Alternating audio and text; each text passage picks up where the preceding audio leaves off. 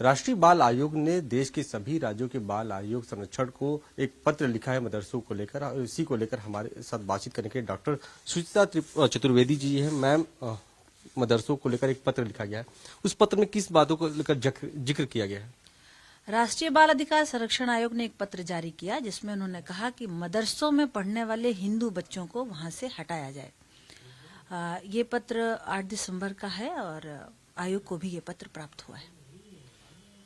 मदरसों में ये कहा है कि जो गैर मुस्लिम बच्चे हैं उनको वहां से हटाया जाए, उनको आरटी एक्ट के तहत पढ़ाने की जो बात सामने आ रही है। लेकिन जो मुस्लिम तमाम जो धर्मगुरु हैं, या फिर हम बात करें कि जो मदरसा बोर्ड के तमाम सदस्य हैं, उनका कहना है कि कहीं न कहीं एक धार्मिक भावनाओं को ठेस पहुंचाने का काम किया जाएगा, क्योंकि जब उन बच्चों को वहां से हटाया जाएगा, क्योंकि गाँव के तमाम ग्रामीण क्षेत्रों में स्कूल नहीं है, तो वहां पर मदरसों में बच्चे शिक्षा लेते हैं। आपका ये कहना कि गांव में स्कूल नहीं है, ये बात पूरी तरीके से मैं खारिज करती हूँ। प्राथमिक विद्यालय हमारे हर गांव ब्लॉक अंदर तक पहुंचे हुए हैं और बच्चे वहां पर शिक्षा लेते हैं। जहां तक ये कहने की बात है कि हिंदू बच्चों को वहां से हटाने के बाद एक धार्मिक भेदभाव सामने आएगा, तो ये भी पूरी तरीके से गलत है। किस प्रकार का धार्मिक भेदभाव? आप वहां पर मदरसों में कर क्या रहे हैं? आप मदरसों में शिक्षा दे रहे हैं, केवल और केवल धर्म की शिक्षा दी जा रही है वहां पर। और हिंदू बच्चा क्यों इस्लाम धर्म की शिक्षा लेने के लिए मदरसे में जा रहा है, ये एक शोध का विषय है, ये जानकारी लेना आवश्यक है। इसलिए इस प्रकार के पत्र को एनसीपीसीआर ने जारी किया है। तमाम, अगर हम बात करें तो जो संस्कृत के विद्यालय है, या फिर हम बात करें जो सरस्वती शिशु मंदिर है, वहां पर अगर देखा जाए तो हिंदू के साथ तमाम अन्य धर्मों के भी बच्चे वहां पर शिक्षा लेते हैं, तो उनका आरोप है कि तब वहां के भी बच्चों को हटाना चाहिए। सरस्वती विद्या मंदिर ये क्या है? ये यूपी बोर्ड है। सरस्वती विद्या मंदिर आईसीएसई बोर्ड है। सरस्वती विद्या मंदिर सीबीएसई बोर्ड है। तो वहां पर बोर्ड है, वो सिर्फ नाम सरस्वती विद्या मंदिर है। तो वहां से आपकी इच्छा, आप हटा लीजिए ना अपने बच्चे, आप हटाइए। लेकिन वहां पर बच्चों को हम वहां पर प्रेशर लेकर बच्चा नहीं लेकर आते हैं कि नहीं तुमको सरस्वती विद्या मंदिर में पढ़ना होगा इसलिए तुम वहां पर चलो। बच्चा स्वेच्छा से आता है वहां पर। लेकिन आप जो मेरा सर्वे निरीक्षण रहा मदरसों का, तो वहां पर हुआ कि मौलवी साहब गए थे और बच्चे को ले आए, बच्चे को बताया हमारे यहाँ इस तरीके का कार्य, सरस्वती विद्या मंदिरों में इस तरीके का काम नहीं किया जाता। सरस्वती विद्या मंदिर में बोर्ड से संबंधित सभी विषयों की अच्छी शिक्षा दी जाती है। और जानकर खुशी भी होगी कि इन्हीं बोर्ड के बच्चे, विद्या मंदिर के बच्चे कभी कभी हमारे यहाँ मेरिट लिस्टर भी होते हैं। मदरसों के बच्चे कभी मेरिट लिस्ट में आए हैं क्या? तो इन सारे विषयों, ये तुलना ही करना, ये जानबूझकर ये तुलना की जा रही है। और मदरसा ये पूरी तरीके से, और सभी लोग जान रहे हैं कि एक बहस, फालतू की एक बहस तैयार करते हैं।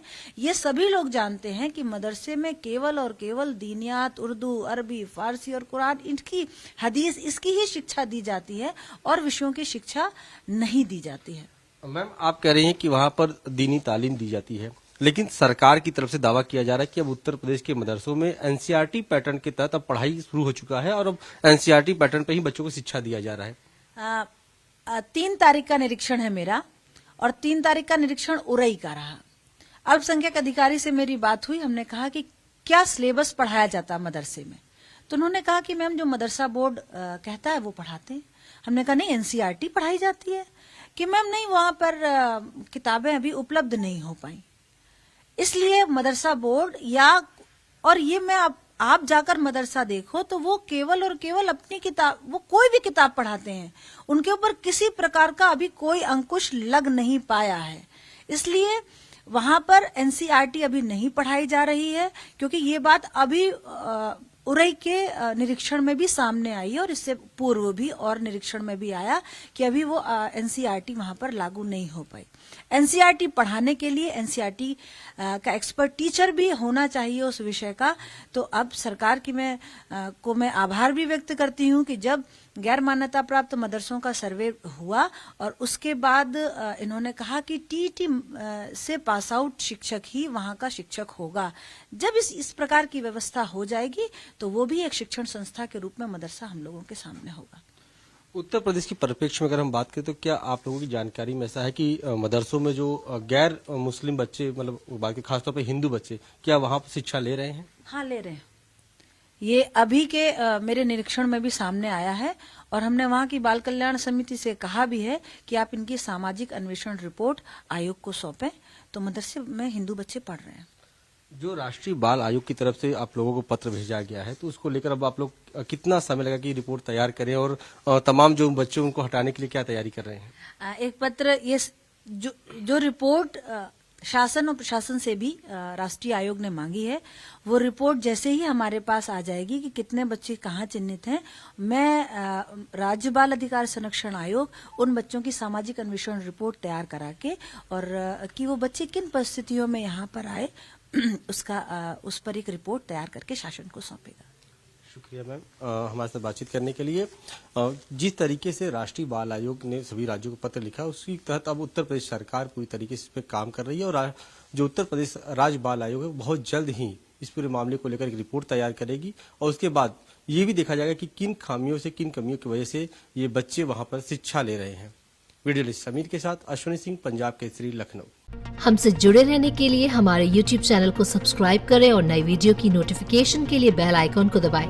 अगर आप ये वीडियो Facebook पर देख रहे हैं तो लाइक जरूर करें और ज्यादा से ज्यादा शेयर करें। धन्यवाद।